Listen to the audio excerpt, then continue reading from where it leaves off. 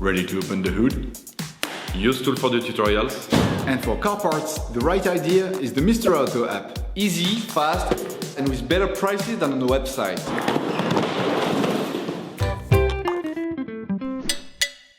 You will find the bulb windscreen wipers used in the video exclusively on the Mr. Auto website and through the link in the description.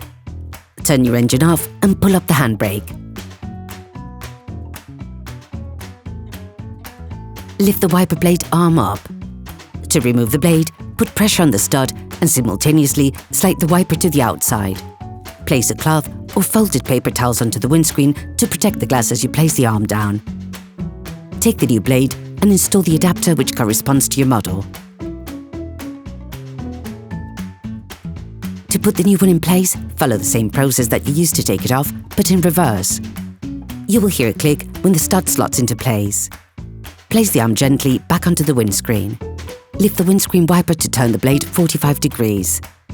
With your thumbs, apply pressure to unclip the rubber wiper. Take the new blade.